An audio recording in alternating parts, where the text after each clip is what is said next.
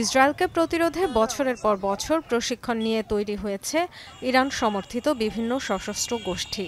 গাজায় তেল আবিবের হামলার জেরে বেশ জোরে সোরে সক্রিয় হয়ে ওঠে সংগঠনগুলো। শ্রীলঙ্কা আবারও রপ্তানিতে শীর্ষে। গত এক বছরে বেশ কয়েকটি ফ্রন্টে বাধে লড়াই। তবে নেতানিয়াহু প্রশাসনের হামলায় এবছর একে একে মারা যান হামাসের রাজনৈতিক ও সামরিক প্রধান সহ বহু কমান্ডার। সিরিয়ায় প্রাণ যায় ইরানের রেভলিউশনারি গার্ড নেতার। 12 জনের বেশি সিনিয়র কমান্ডারের মৃত্যুর পর সবশেষ হামলার টার্গেট হলেন হিজবুল্লাহর শীর্ষ নেতৃত্ব। এমন পরিস্থিতিতে প্রশ্ন উঠছে, মধ্যপ্রাচ্যে ইসরায়েলকে ঠেকানোর মতো আর রইল কে? তেহরান এবং তাদের সমর্থিত সশস্ত্র গোষ্ঠীগুলো অবশ্য হার মানতে নারাজ। ইরানের সর্বোচ্চ ধর্মীয় নেতা আয়াতুল্লাহ আলী খামেনির দাবি, শিগগিরই নিহত নেতা হাসান নাসরাল্লাহর শূন্যস্থান পূরণ করে লড়াই চালিয়ে যাবে হিজবুল্লাহ। গাজায় এক বছরের আগ্রাসন চালিয়েও কিছু শেখেনি সন্ত্রাসী ইহুদি রাষ্ট্র।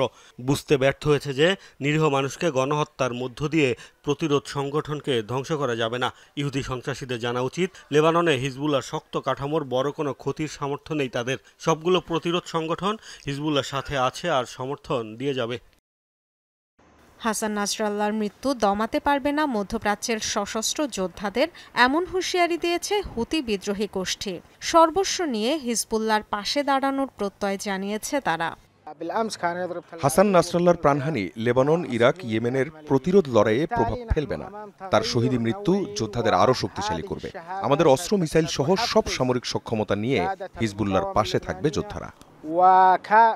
ঘুরে দাঁড়ানোর অঙ্গীকার করেছে হিজবুল্লাহ। জানিয়েছে শীর্ষ নেতার মৃত্যু হলেও হাজার হাজার যোদ্ধা আছে যারা প্রতিশোধ নিতে উন্মুখ। আছে সমৃদ্ধ অস্ত্র ভাণ্ডারও। যদিও বেপরোয়া ইসরায়েলকে থামাতে এসব গোষ্ঠী কতটুকু কার্যকর ভূমিকা রাখতে পারবে তা নিয়ে সন্দেহ আছে অনেক বিশ্লেষকের। Dorothy Tasrin, Jamuna news.